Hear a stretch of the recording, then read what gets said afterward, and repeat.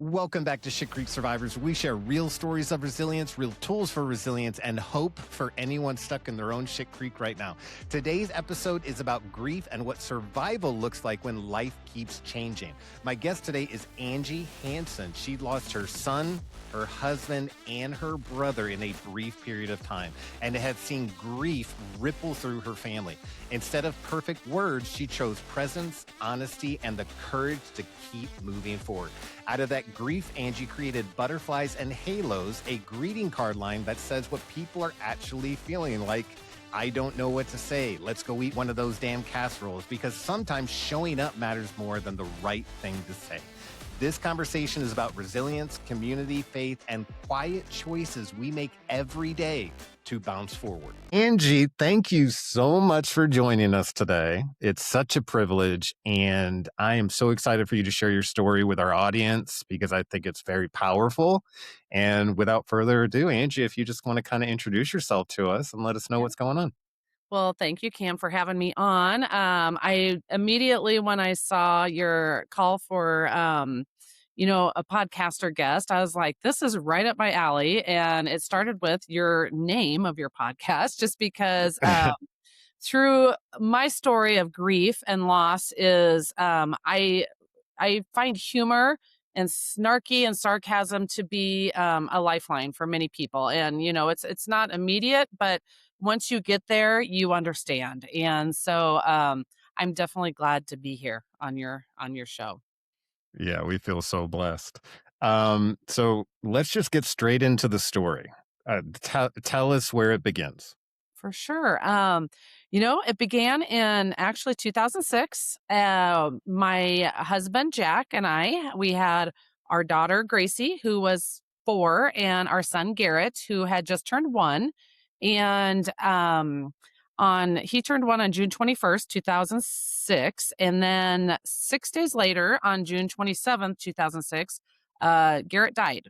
And Garrett died in his sleep, and he died suddenly, and he was at his daycare provider's house. And when I received that phone call from the sheriff's department, my whole world just came crumbling down in an instant. And we didn't know whys, we didn't know hows, we didn't know anything. And if you can imagine, the fury of chaos in those moments. And that continued, really. We later learned that our son Garrett had died from an undetected heart defect, and it always causes sudden death. And basically, his right coronary artery was kinked. And so, again, you imagine, I'm 34 years old, and my world's turned upside down. And really, my husband, Jack, and we had to, at that moment, decide how we were going to put 2 feet in front of, you know, and start Mhm. walking and moving while grieving and while, attending to our 4-year-old daughter who had also just suffered an immense loss. And so we did the best we could. And, we loved each other, and we loved on our daughter. We had a huge family support system, and we had a community of friends as well. And we did what we could. I always say I don't remember really the first 6 months of that loss. And I remember things, but I don't remember things, and I only remember the really bad, just how do I move and how do I live, because I didn't want to without my son. And it was about 6 months later that I decided that, my daughter Gracie and my husband Jack, I needed to live for them, and I needed to survive and move forward with them, however that looked. And I just slowly saw the layers. I've equated it before, and other people has too, just like think of an onion, our layers are Mhm. slowly peeling off. And that was the hard outer shell that I had created from my loss. And it was slowly unfolding. And so fast forward, to a year later, we made it. 1 year after our son died, we were still living. we were thriving. We were, we were still sad. There Mhm. was just this empty hole, that was never going to be replaced, and so we just had to learn how to live with it, and, a few months after that, probably so that would have been June 2007, and then, about September-ish of 2007, my husband Jack started having some issues, and, he was having issues with his eye. It was a back and forth, and, finally, we found out that Jack was diagnosed. He had ocular melanoma. And so he had cancer and a tumor in his eye. And Wow. he was diagnosed stage 4 terminal cancer. It had spread to his brain, his liver, and his spleen. And so at that moment, we knew Jack had the fight of his life. And we didn't know what that was going to look like. I knew Jack was going to die. I didn't know when. I had hoped, obviously, that Jack would live a long life with us, but we knew then. So I started grieving Jack, in that moment because the doctor said, "You won't survive this." And, you hear Mhm. those words and you're just like, uh, he has to survive this because this is our rock. This is our person, and Yeah. he, Jack, he fought like heck. He did all the things, the chemo, the radiation. He did everything he possibly could. And, um, Jack ended up losing. He battled for 16 months. He lost his life on February 8th, 2009. So just 2.5 years after our son had died, I was left a widow and a lost mom, and here it's just my daughter, Gracie, and I, and at this time, Gracie's 6. She's about to turn 7. And, Mhm. our whole world is completely different. It's completely different. And, my brother, Seth, and his wife, Joey, we lived on a farm acreage. They lived in the small house on our farm. So they were a constant presence to us while we were grieving and while we were there. And my brother, Seth, had been battling a brain tumor for about 5 years. And his brain tumors had always been graded like grade 1, so a low grade. Seth never had to do any chemo or radiation. He had 2 craniotomies to remove the brain tumors during those 5 years. And on in March, beginning of March, just month after my husband died, my brother Seth started having issues again. And, at that moment, I'm just like, really, what the F is happening? I just really, Right. I was like, this cannot be happening again. And he had his third craniotomy on March 13th of that year, 2009. And it just came back with a vengeance. And he was going to have to do chemo radiation because I think it was graded between a 3 and 4. And, Seth he was a healthy, he didn't drink, he didn't, he was a healthy guy, 30 years Mhm. old, just been married a year and a half. And, he just could not bounce back. That tumor just came back with a huge vengeance. And my brother Seth ended up dying, on April 7th, 2009. So exactly 2 months after my husband. And so that's the hard and that is kind of what led me into where I am today, obviously. But it's just those losses really just I don't know. People always say, like, I hear the word, "Oh, you're a great survivor," but I don't picture myself as a survivor, because Mhm. my survival looked like standing up again and again after all these losses. And life just kept on coming and trying to knock me down, but I just kept on trying to stand. Yeah. Wow. Well, that can't be an easy story to tell. I appreciate that you did. And finding the courage to move forward, man, Yeah. that's gotta be it. Because I know there's a lot of people out there who are in a situation that they know they need to push through, but they're having trouble finding that motivation or momentum or whatever it may be. Do you remember at all what helped you push forward? Was it maybe you thought of your daughter, you're like, I'm doing whatever I need to for her, or was it, in honoring those who have passed, or was it how did you approach that if you can remember it all? Oh yeah, really for me, it's just, like how grief had changed me. So I would say definitely those first few months after my brother had died, it was how do I even survive, right?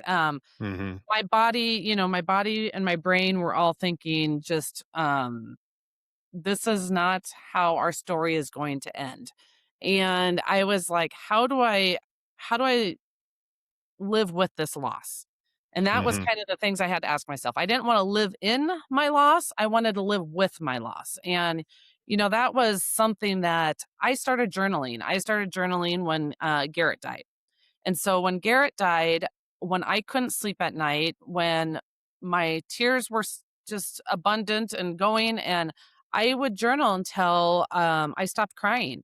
And once I had that release, I felt I felt okay. And then, going back and looking at those journal entries, honestly, I didn't think I was progressing. I thought I was stuck. But Yeah. I saw that progression. I was like, holy moly, like in the first 6 months, like I said, my journal entries were dark. They were ugly. They were not pretty. I look at them, I mean, they were not pretty. But then I saw this evolution of my grief happening as I journaled, and I saw the shift and the change. And it wasn't it wasn't one big thing. It was a very small repeatable things, like, just sometimes my journal entries look the same every day. Mhm. And but journaling gives your pain somewhere to go. It really does. And um a lot of people are like, "Well, I can't even form a sentence, I can't think," and I'm just like, "Well, you don't have to write a big thing." Like, some days my journal entry may have looked like, "Today was a really shitty day," I didn't get anything done. All I did was sit on the couch and cry. But that's okay too, that is okay. Yeah.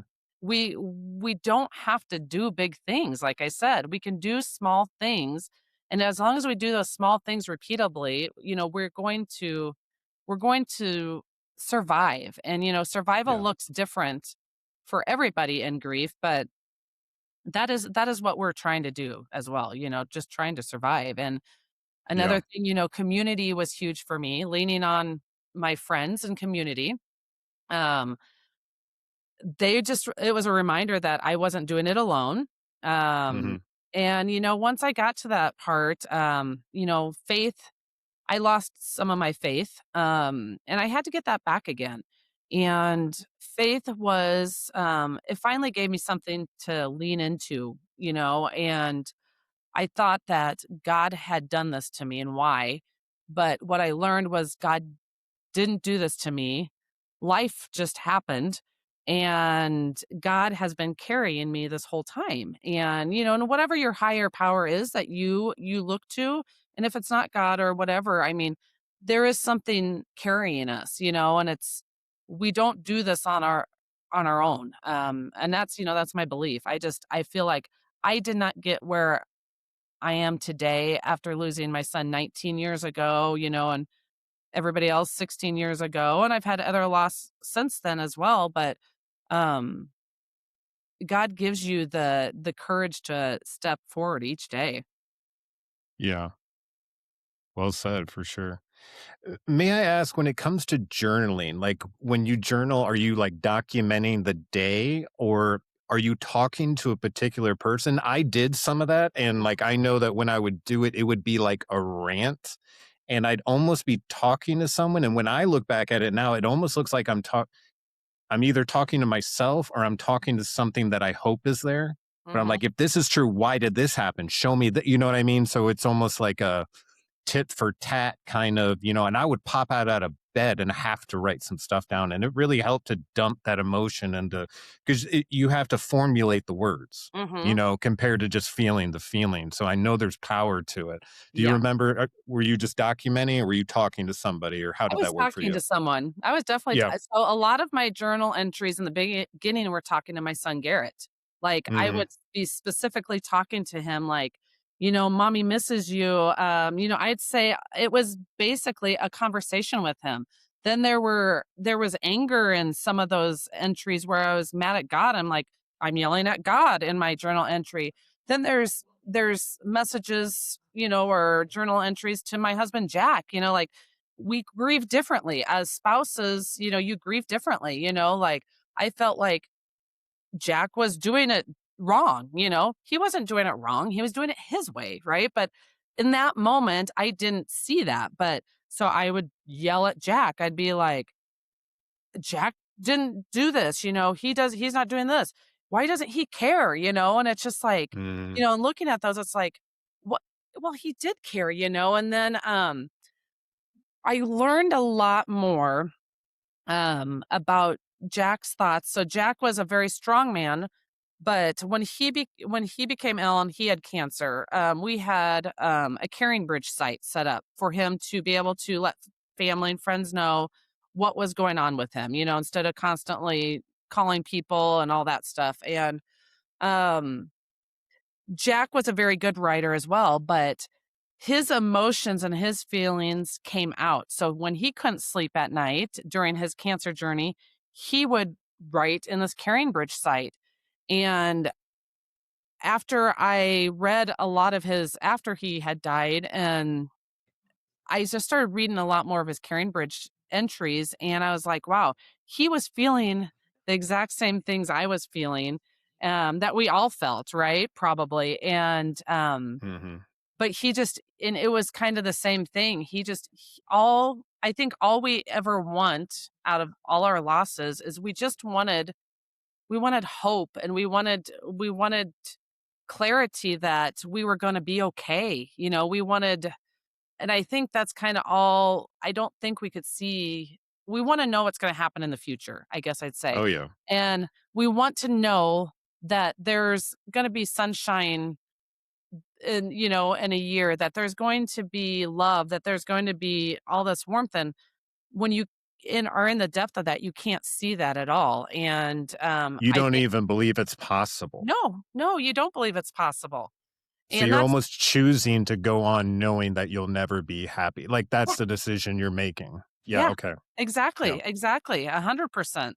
And so, like, but we all wanted the same thing, but we were not even communicating that to each other, because I Mhm. just think there was just so much loss and so much sadness that it turned into guilt and blame in a sense.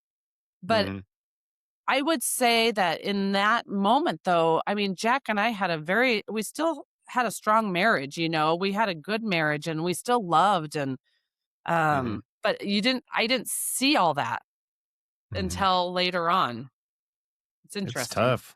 Yeah, Hmm. it's tough when you're going through it because you're feeling these emotions, although and in a lot of circumstances, especially when you look back, because hindsight's 2020, it's like you were feeling these emotions, and although they didn't have a place in the room that you were in, they were real Yeah. as much as it is. So you almost have to like let yourself feel these emotions so they pass, Hmm. so that you're able to move through it and be like, now that I'm through with that, Yeah. this whatever that was, let me look at this with clearer eyes. But we try to hold that down and be like, no, I'm Yeah. not supposed to be feeling that. I'm supposed to be right here, focused, present, caretaking, all that kind of stuff. Yeah. Um, Yeah. were you able at any point to monitor kind of like your own personal health while you were going through this process of losing these people in such a short period? Or were you just in panic mode the whole time, just trying to attend to whoever needed something at the time they needed it? I would say I was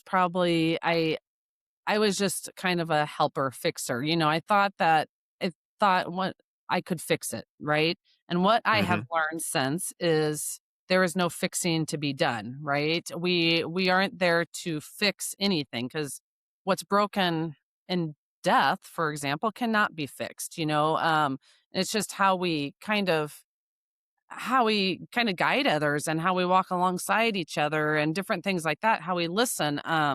But no, my health wise, I mean, for me, I really didn't eat a lot, so I did not take care of my body physically eating wise. I lost a lot of weight. Different things like Mhm. that, and then, I never I tell this story a lot, this is one of the losses, but I talk about, choices, and I always say we have the 3 Cs, choices, chances, and changes, and I talk about it within relations to my sister-in-law, Jack's sister. Mhm. Um, we all have choices in life, so I chose to survive and live, right? And my sister-in-law, Brooke, who is an amazing gal, she chose the path of drinking and the path of darkness, and so, she lost her battle, with alcoholism. So Jack's sister died in 2014, and so what that did Jeez. is it left their parents without any surviving children. And, Brooke just didn't know how to move forward after she lived in Colorado. We live in Nebraska. So she was not present, like as present when Garrett died. So she felt Mhm. guilt there. And then when Jack was sick and Jack died, she felt guilt there. And Mhm. so, she started drinking a lot, and she lost her job, and she just really, really struggled, and not because she didn't want to, she just didn't know how to, and Mhm. her her comfort, her journaling, let's say in a sense, was the alcohol, and that brought her the peace and comfort for her, and, but that's why I'm like, I had choices, and my choice was I can give up today or I can survive. And so I Mhm. chose the survival, and by doing that, I had to take the chances. And those chances were like falling in love again, remarrying again, um, Mhm. living each day, I'm taking that chance and how scary it was. And then what happened was I slowly saw all those changes. Those changes became beautiful, wonderful things. I Yeah. did remarry and I married a wonderful man who supports everything that I've gone through, supports my people, acknowledges me talking and yearning for them or grieving them, still. And but that's I wish that my sister-in-law Brooke could have found that. But Yeah. that's why I always talk about, for me, my biggest health issue was obviously just the not eating just because I didn't want to, you know? Right. Yeah. But, I get uh, it. Yeah, we yeah, but, like, for Brooke, like I said, her and I always I think, like, if I would have turned towards alcohol to, say, fix me or to help me or do any of that, where would I be today? And I'm so thankful that I chose the other way, that I chose, to survive. yeah. I've found in my story, and again, looking back, it's a lot clearer.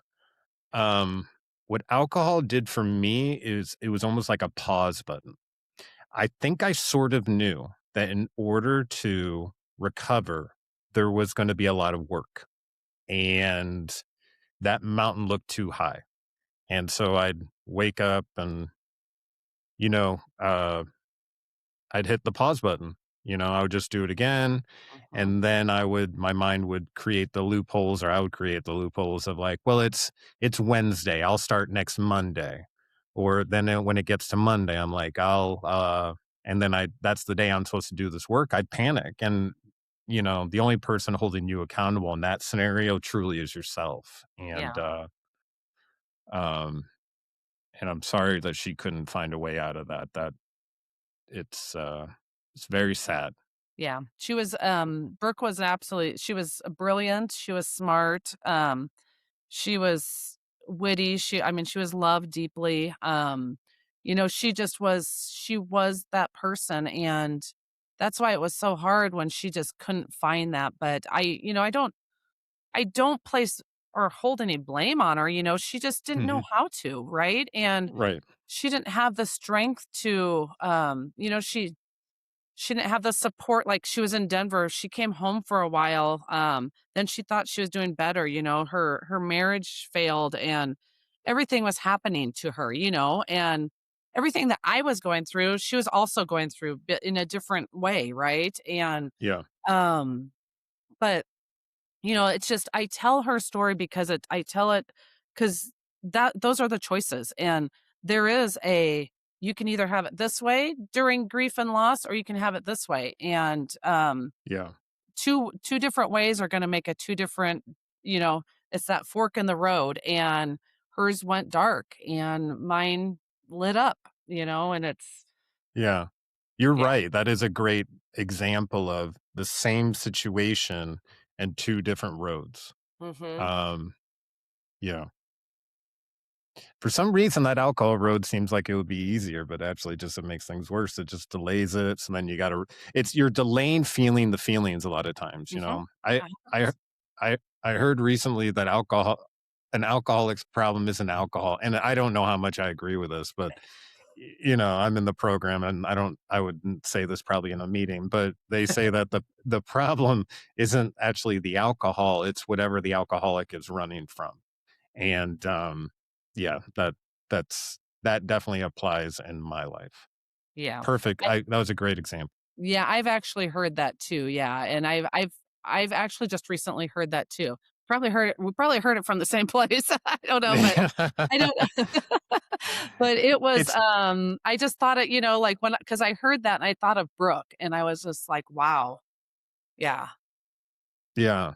It's an interesting view on it. You know what Mm, I mean? Because I'm a former police officer. I would go to houses repetitively, and it would be millionaires, or it could be just like the guy at the bus stop who won't leave kind of deal. They all had the same problem. You know what I mean? They were yeah, all dealing with alcohol. It was just unbelievable. I never realized how dangerous alcohol was. I really didn't. yeah, I never fully absorbed it. And I would go on calls and I would see these people. I'd be like, just stop drinking.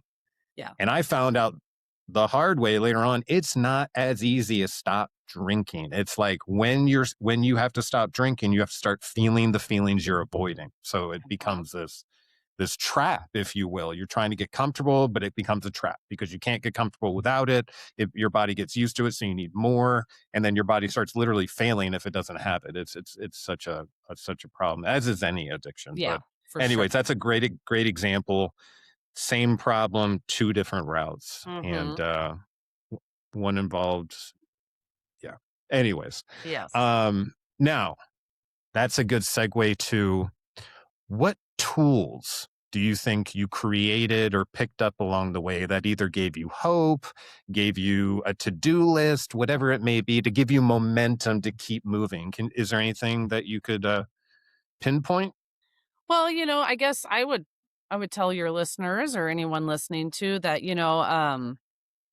first off, you don't need to heal all at once, and I think that's one of Mm, the things that people think that they have to heal all at once, and it's not. It's going to be a forever journey, and I mean, I would say I'm still healing, and hmm. every small step counts, and whether you have to get outside, you have to get some sunshine, because I Mm, mean, that can change, drinking the water, taking the walks, you know, just just simple things like that. And I know people are just like, well, that sounds stupid, just kind of like what you said earlier, like it just stop drinking, right? yeah. Um, but those small steps really, really do count. And then just another tool, I want people to understand that grief and joy, they can exist at the same time. And Yeah. you can feel, you can feel really sad and you can feel griefy that day, but you can have joy at the same time. And that's really important to know and remember because people think it's black and white, that it's an either and, but it's not either or, it's a both and. And that's so, so important for people. And then also just that you're not broken from this death.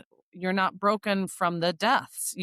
you're just adapting, you're adapting to a new life, a new form, a new, a new a new whole entire life. And it's hard in the beginning. It's hard to see all that. But these are simple tools for people to really just take, because survival really Yeah. isn't getting back to who you were. We don't want to be back to where we were. It's about becoming someone new, and um Mm, it really is. And if you can do that with more compassion and depth and resilience, um you will get there. And I've said this before, I miss my people immensely, but it's hard to see them in my life today. Here I am, like I said, 19 years later. Um, I, that's like I said, survival isn't getting back to where or who you were before. It's mhm. creating something newer and better, and I love my life now, and I do miss my people, but it's just a different life, and Yeah. it's a good life. And you know, I guess I just want people to know that really their toolkits are just taking it slow, they're um making sure that really you have those people that you can reach out to when you and if you need to. Yeah. Um like you're not broken. You don't need to be fixed. You just need to be held. And, those are the things that friends or family can do, sitting beside you, listening to you tell the story over and over again, Yeah. saying the person's name that died. I don't ever get tired of hearing my people's names, and I want to Mhm. still hear stories. I continue to hear stories of like from I run into people that knew Jack, and, they tell me a story, something funny, and it brings joy to me. It really brings joy. It does not bring pain to me anymore. It brings immense joy, and I love it. And, but yeah, your toolkit is very small after losses, and it's just this it's surviving today and getting out of bed one step at a time, really. Yeah. Because life changes kind of slow. I mean, it can change fast, a Mm, sudden thing, but when you're reacclimating, yep. that's so you said such a cool thing. And it hit me that because for a long time, I was trying to become who I was before. Mhm. And and it just wasn't working. Yeah. And I had to come to terms with that I'm not who I was before. Mhm. Um, and so I had to kind of let go of that identity and embrace what was happening. And for a long period, it was dark, but it's weird that all those dark days led to I don't know when it happened, but a little bit of light someday. And then Mhm. a little bit. And another thing that you said was so interesting is like I think for a long time when we're experiencing like a loss, I think we only think we're allowed to feel sad. Mhm. We're only allowed to feel sad, and I think that in a lot of way creates isolation. You get your world really small, and then you've lost a little bit of that community around you. You're trying to Mhm. handle it on your own, which you're not equipped to do. We've Exactly. found a lot through this podcast that we are communal creatures, Yes. and it is soothing to talk to somebody, even when you're not talking about what's bothering you. I think the study said like 8 minutes of talking to somebody about not even what's bothering you can actually bring you out of that fog. Mhm. Um, so that's really interesting. Make sure you have that community around you. Yeah, that is such a good point. And I we talked a little bit about before hitting record, but I think a lot of times today we've almost been programmed with this idea that we're always supposed to be happy. Yep. Um, and I think that's the way TV sort of looks, and that's the way that, any product you buy looks. It's going to make you happy, happy, happy, happy. Do these things, go here, eat here, happy. And the truth is, that's not the way life goes. No, Life absolutely not. is like a mishmash of happy and sad and whatever. But I think a lot of times people are like so focused on not even being happy, but looking like they are. Mhm. And you know what I mean? Yeah, the And fake it till you make it type of thing. right. and anything below is unacceptable. When the truth is you need to feel like we were programmed to have these emotions, and I don't know why, and I don't know why we got to go through all this and all this kinds of stuff, but it seems like we all kind of go through these emotions, so Mhm, they appear to be natural. Another thing is like when we feel these emotions, I think we think we're broken sometimes, mhm. like what's wrong with me, Yeah. Oh, for sure. and but at the same time, everyone in this world has these same emotions. Yeah, S exactly. so it's a crazy thing, but Yeah, that's I no, that is why I say both and because yeah, you have to feel sad to know how to move forward, a little bit. And it's just the both, yeah, the both and you have to sit in your grief. And the biggest thing too is people have to give themselves grace. You have to give Mhm, yourself grace, whatever that looks like. Just acknowledge that you're sad that day, and if you are in the depths of a loss, grief loss, like a death, if you get out of bed and get moved from the bed to the couch, you've accomplished something today, right? And yeah, then I think the biggest thing, like you said too, people, if they start hearing themselves laugh, like maybe you're in that moment where you can't do anything, but you're watching a show and you laugh and you think, "Oh my gosh, I can't laugh, right? I shouldn't be right, laughing. Why?" Of course you can laugh. Of yeah, course you can laugh. That is what is healing. That's what's healing. I mean, that's what healing is called. That's showing you that you're taking small steps. yeah, It's okay. Light is coming back into you. yeah, and I something I was guilty of was, like, I could tell the light was coming, but I didn't approve of bad days in between. So Yeah. I could tell like things are going good today. So I'd sort of try to clinch and hold Uh-huh. on to what was happening. So I even down to the activities I did. If I do these three things, the day will be good. And I Mhm. try to hold it really hard, but that's not the way life works either. No. No. It seems that life is more enjoyed when you live it loosely in a way. You Yeah. know what I Yeah. mean? You Yeah. you kind of accept what's been given to you and Mhm. kind of laugh at the good, laugh at the bad, and just like, okay, Yeah, and then you just keep moving. But man, is that easy to say right now for and sure. so hard to do when you're flat on the floor. For sure, for Um, sure. Yeah, it really, really is. But it's one of those things where you're doing so good and you feel like I've just taken 5 steps forward. I'm on the way, right? And then mhm, something happens, like you get that reminder, you get something and it hits you, and so then you take those 3 steps back and you're like, mhm, "Okay, this isn't how I wanted it to be," and then you have to get back to that thing. It's the same thing how you said you just wanna hold yourself in that one spot because things have been going good, but in grief and in loss, it's I'll tell you, I've been at it now for 19 years with losing my son, and I still have days where I've what I've built and what I have done since those losses, and where I'm at, people would think, "Well, she's doing great," but there are days I don't feel great. I don't wanna participate. I don't want to smile. I wanna cry at a sad song. I wanna do that, and I just wanna be, and you have to allow yourself to take those steps back, and like I said, just give yourself grace that you know that you have the tools to still move forward each and every mhm, day, with a beautiful outlook that, there is beautiful light and love so many steps forward. yeah. So let's talk about what you have done since going through all this and how you kind of took action in this world. I want to hear all about it.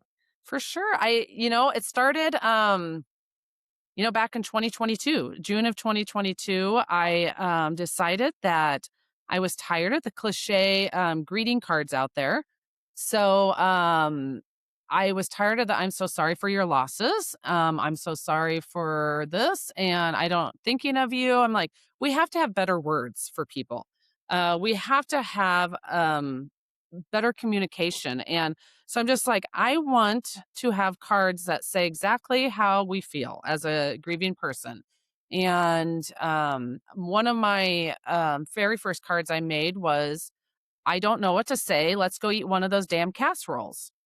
So, I you love know, it. I would give That's that to great. my best friend if her husband died, right? I wouldn't give her a thinking of you card because we don't talk that Right. way to each other. And so then I'm just like, okay, then like, I didn't bring the casserole. I brought the wine, my PJs, and my listening heart, right? And so that's another thing that, we just I was like, how do we talk to people? How do we communicate with each other? And let's add grace into these cards. Let's say the words that I'm like, I can create all the words that you don't have, like all the world doesn't have, right? And so Right. I created a online business called Butterflies and Halos. And the butterflies represent, that's my sign from my son is a butterfly, and halos are for all my people that I've lost. And then I created that, and I currently have over like 220 greeting cards. And it's just, they're all from snark to humor to sass to love to, you know, some religious ones, thoughtful ones, just even cards for parents that have lost a child. There's nothing out there. I've gone down the aisles in Hallmark, I've gone down the aisles in Target and Walgreens, and I've looked at all their cards during the major holidays. Christmas, for example, is here. And there's not one greeting card that speaks to a person that's going through loss. Hmm. There's nothing. Valentine's Day, there's not one single card that speaks to somebody that has lost their Valentine. It speaks Mm. to, it's all about love and happiness and blah blah blah. And I'm just like, why isn't there that out there for these people? So, there's not a specific sympathy card. I don't even call my cards sympathy cards because sympathy is like something that happens in within 2 weeks after you've lost somebody. Grief Hmm. is forever, right? Loss is forever. So my cards, I call them grief cards, or loss cards. They're not because it's going to be forever. And another reason why I simply started with greeting cards was because I'm like, if you are having a crappy day, and say I don't even know you're having a crappy day, but you're having just one of those days, and I send you a card, you open up that mailbox and you receive a card, and you see that your mind shift and the trajectory of your day is going to change immensely, and you're going to smile and think, Angie's still thinking of me, they're still thinking of me. And I know that, like, we know that, right? So I'm just like, we need to get better at showing up, and we don't have to show up big. We can show up small for our friends and our family or anybody that's going through hard stuff. And I Yeah. encapsulate loss as a big thing, whether it's a job loss, a divorce, financial struggles, especially during the holiday months. Whatever your loss looks like, it's relevant and it should be acknowledged. And so that's kind of what I started with, the stationary part of it. And then I also had started writing my memoir in 2019, and I stopped because I thought, who's going to want to read my story? And then Hmm. from the pushing of my husband, Chance, who I'm married to now, he's like, Angie, write it. And so he gave me the courage to do it. My daughter, Gracie, who is 23 now, she also gave me the courage to do it. And so I published my memoir, Chapters of a Resilient Heart, in 2024. And Hmm. so it's my story of my people, um, how much we love them, who they were, their lives, and how they lived them, and then their losses, and then how we survived. And then there's chapters of hope and resilience and faith and dating and remarrying. And, because when you're a widow and you start dating, um, you don't get nice people saying things to you. They have a vision of a timeline. They think you should wait a long time. Evidently, I don't know. It's crazy, but Right. in the widower world, this is a very common theme that if you start dating or talking to somebody or whatever sooner than the world thinks you should, you kind of get ostracized a little and it's ridiculous. But, Yeah. I've kind of always done things on my terms, my own terms. And I kind of just muted a lot of that noise. And but so I talk about dating and remarrying in the book, and then Gracie also has a chapter in the book. We walked through that journey together of how she Hmm. kind of had felt being four, losing her brother to, where she is today. And um, it's a great book. I love it. It is my heart and joy. And then I've since also written and my hope with that book, also the memoir, it's some people are like, well, is it just it's your story though? I'm like, well, but my story is I use my story to help others. My story Hmm. is to help others. And it's Yeah. um it's just to remind people that they are seen and they are not alone. And that's my biggest hope with my book, that people are knowing um that they're just seen and heard, and Yeah. then I've also written in a couple anthologies, Resilient AF, Stories of Resilience, and then Grace and Grit, and that's more of a faith-based journey of my grief. And then Stories of Family Friends Lost, and then that's kind of more on Jack as a from a widow's perspective. And then I wrote an Advent collection this year, and I wrote about peace. And then I wrote in A Year of Hope, a 365-day devotional, and I picked 5 dates that were important to me to write about and just help other people when they read the Yeah. devotional. And I picked like the day that Jack died, Gracie's birthday, um, the Garrett's birthday, his death date, and then my anniversary with Chance. So I Hmm. just wanted people to see a lot of that hope, and all that. And so with that, I've become a certified grief coach. And so Cool. I do help people, along their journey. And, grief coaching is different than seeing a therapist. We just sit and listen. We don't give them advice. We give them tools. And Right. really, it's a great way for people to not feel as much pressure. And so I've really enjoyed that as well. So, Yeah. I just, you know, all my work that I've done, my whole mission is just to show that people that you are not alone on this journey of grief. And Yeah. we all deserve to feel that love. And and it all exists because I did survive my losses, Yeah. and all that. In survival, it taught me that pain doesn't, really, it doesn't disqualify you. It just kind of refines you a little bit. And yeah, that's kind of where I'm at with everything.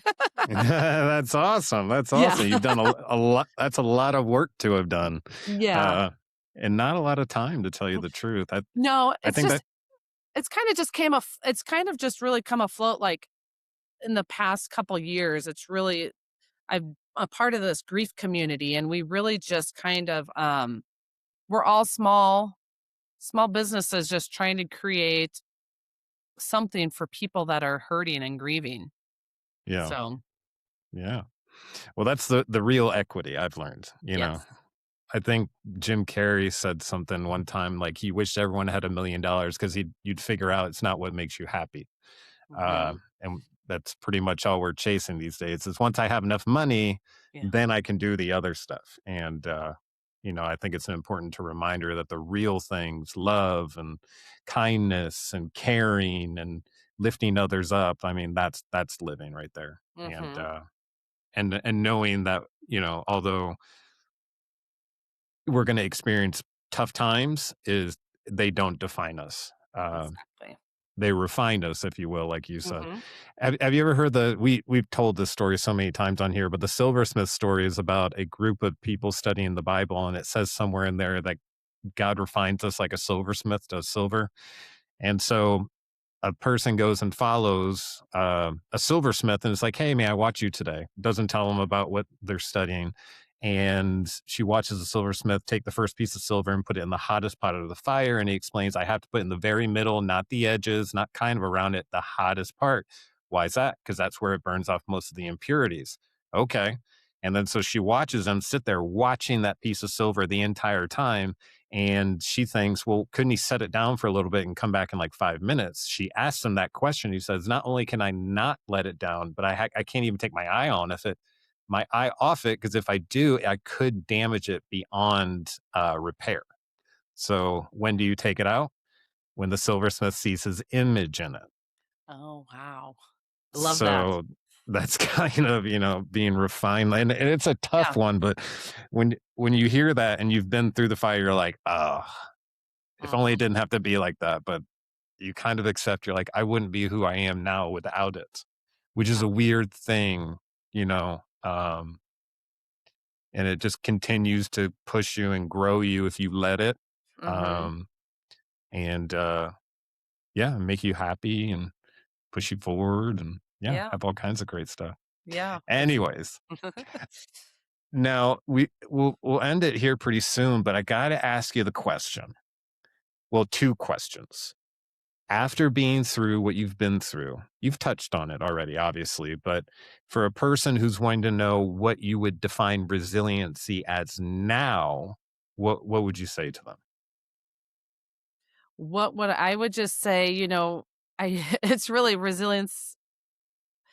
It's just kind of like it's the moving forward, and I don't know.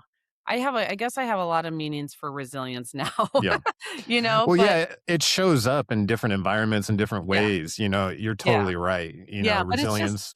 it's resilience is for me, it's just that I've moved forward, that we move forward in life, and we have those choices to move forward. And like I said, it's the strength, I guess, that I didn't know I had, and it's the knowledge of knowing that I'm being carried, and I'm being carried, and that resilience is just one of my friends, she uses the analogy of, bouncing forward, resilience is bouncing forward, and that's really kind of what we're doing in life. And Yeah. yeah. I like that, bouncing forward. I've not Yeah. heard that before. Yeah. That's really good. And if someone was in their own shit creek right now as they're listening to us, who are debating the idea of giving up, whether it's giving up on the goal, giving up on something far greater than that, what would you say to get them to the next day? Well, I've actually wrote something down just because I didn't want to mess this one up. But I just said, if you are listening and you feel like you're barely staying afloat, I want you to hear this. You're not failing, you are surviving. And, in your shit creek survival podcast here, the terminology, keep paddling. And even if it's slow and even if it's bad, it doesn't have to be perfect. And the strength you don't see yet is already there. And one day you'll look back and realize the storm didn't take you, it shaped you. I love it. That was such a great message.